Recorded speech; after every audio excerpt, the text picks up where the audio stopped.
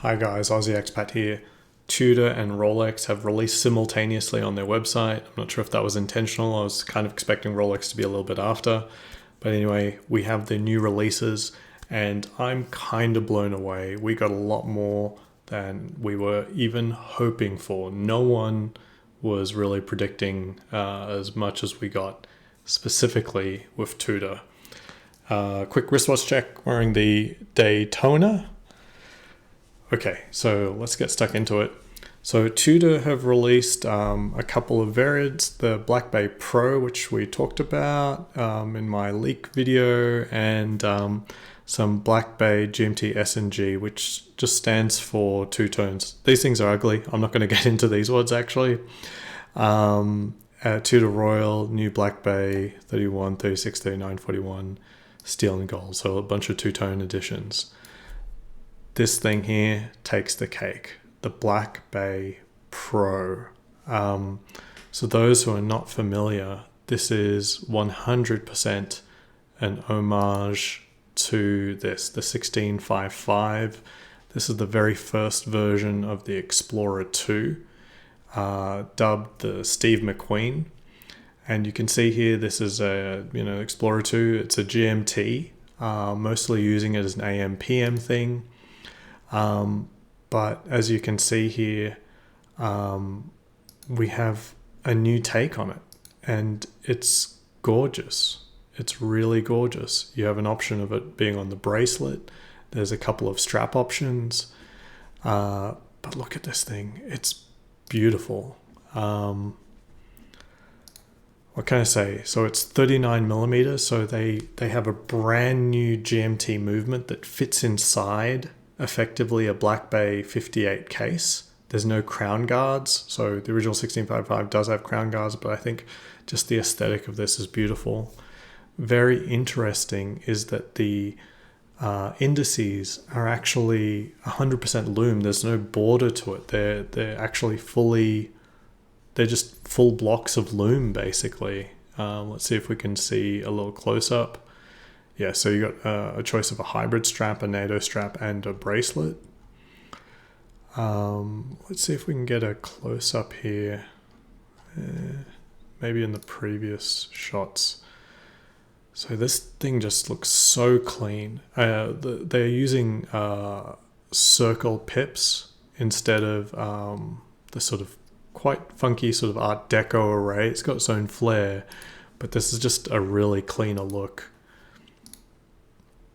And so a lot of us have been clamoring to get a Black Bay 58 GMT. I think this is way better. This is just way, way better. So we got way more than we could hope for. We've got a movement that does fit inside a 39 millimeter case, and an homage to a watch that no longer exists in any way, shape or form. As someone who owns a Rolex GMT, I want this. This in no way is replaced by anything. And even if you had an Explorer 2, I think you will want this too. It's amazingly cool. So moving on from the Black Bay Pro, we get to Rolex. They have a new GMT Master II, which we have, like, it was staring us right in the face in the teaser trailer, and that it was that the 18 and 20 were on the side of the crown, but we all just assumed that they'd rotated the crown, then rotated the watch upside down. But here we go. It's a left-hand drive watch, and the date is also on the left-hand side. This is going to look pretty jarring to most people, but this is kind of the, how would you say, sort of Steve Jobs sort of reality distortion field. Our initial take might be, oh, I'm not sure that I wanted something like this. And then for different people, take different amounts of time, but this does have a lot of value and reason to get. As someone who has a Batman, getting another watch that is only just like a different hue is really, it's pretty excessive just for a different hue. This watch being left-hand drive, combined with the fact that I can get it on a bracelet that is the alternative to what I have. So I have a Batgirl of a Jubilee bracelet. I think going oyster on this one makes a whole lot of sense. And the LHD is normally, a left-hand drive is normally associated with it being a little bit more rugged because, you know, you're doing things where you don't want that crown digging into your wrist. So I think it looks great. I like the green, and I really especially like the left-hand drive. I think it was Austin Daniels that pointed out that there was an actual GMT Master that it was originally a left-hand drive. So this does have some precedent about it, and you're not just referring to, say, the Pelagos left-hand drive to find some history there. So yeah, this is very cool. I think it offers some distinctiveness for someone who already owns a GMT Master II. So yeah, just one more thing to get.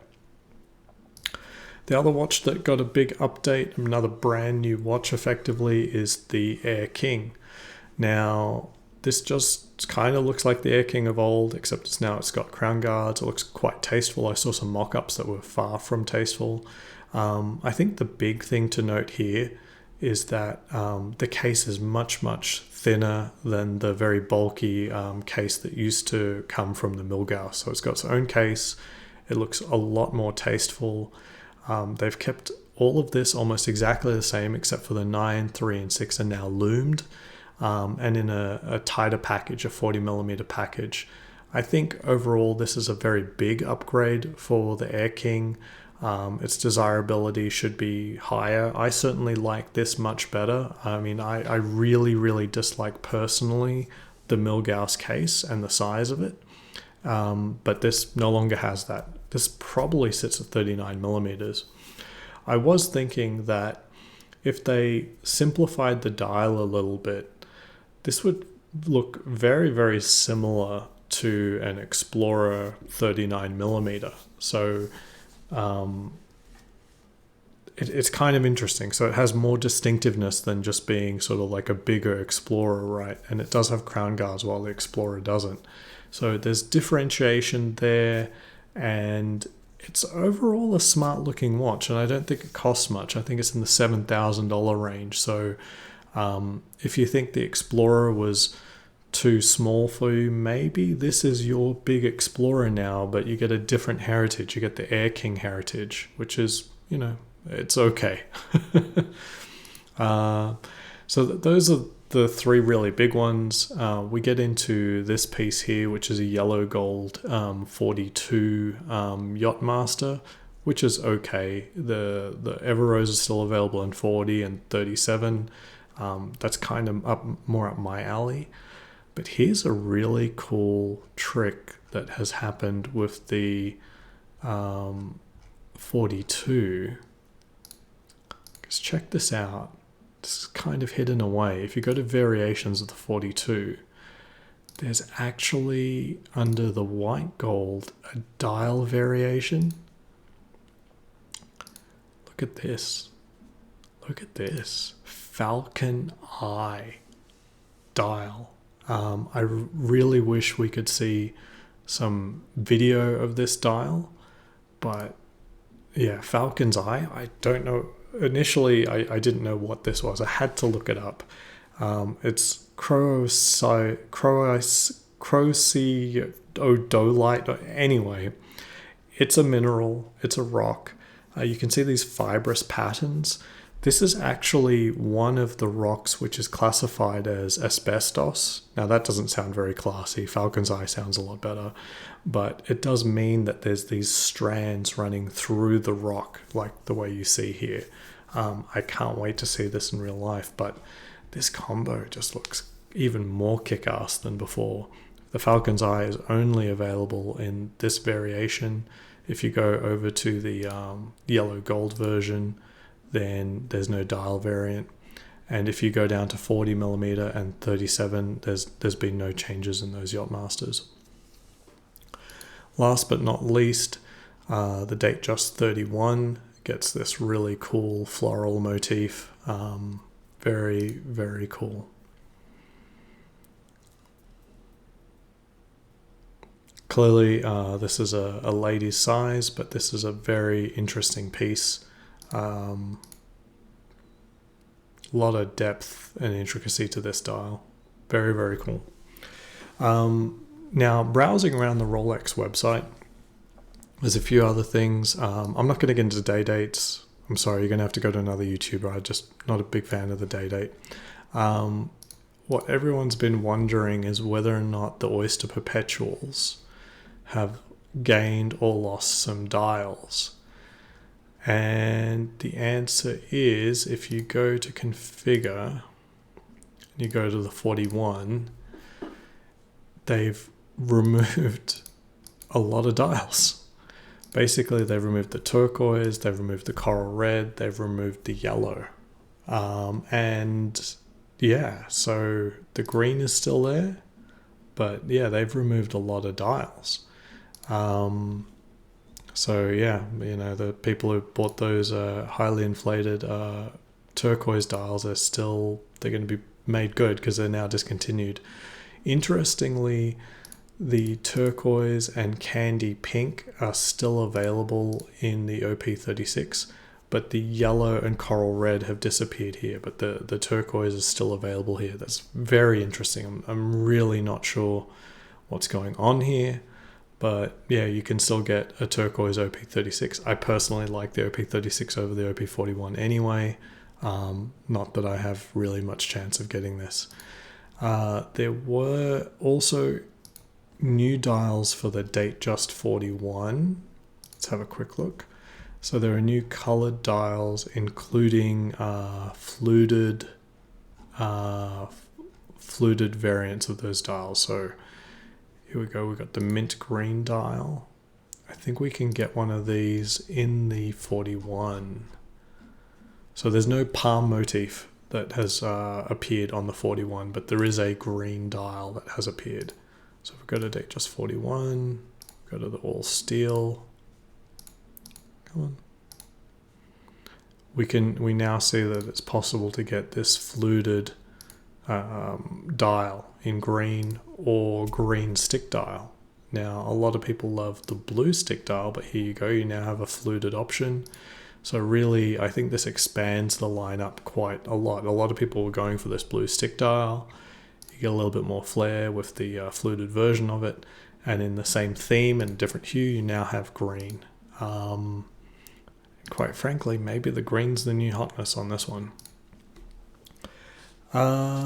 Let's have a quick look at the Datejust 36 before we disappear. I don't think there's been many changes here, but we'll just do a quick check. Okay. So we still have the Wimbledon dial didn't disappear. We've got the blue stick dial. Oh, and here we go. We got the mint. So you got the option of this, but instead of fluted, you still have the palm motif. So that's very cool. All right, so that kind of wraps everything up. I gotta say, I think that this Tudor Black Bay Pro is the real winner out of all of this. And this watch is $200 cheaper than the Black Bay GMT. And this is just hella cooler. I think this now potentially takes the top spot for Tudor's best watch. I mean, a lot of people would say that maybe the Black Bay 58 or the Pelagos. I think this just really nails it with the GMT complication, the homage to a very hard to get watch, and one that doesn't have any parallels today. Even the current Explorer 2 has a little bit of an homage with the orange hand, but I gotta say, I think this is a little cooler. This is a little cooler. Oh, and there's the close-up of the indices I was saying, where the whole thing is loomed. There's no edges to it. Cool. All right. So that was a great set of releases. I'm very, very surprised at the Black Bay Pro. That is more than anyone could have asked for, and I think Tudor have hit it completely out of the ballpark with that one. I think Rolex with the GMT Master II in green have done a really good job there, because as a current GMT Master II owner, I'm not too sure that I'm that interested in another color per se, like having two almost identical watches with just a different bezel and a different fourth hand doesn't really make much sense, but with it being left hand drive and now the option of 2 bracelets as was introduced last year, it means there's actually a significant difference between the 2 watches that may be worth the purchase. All I'm going to say is good luck getting any of these, and let me know what you think below. And until next time, see you around.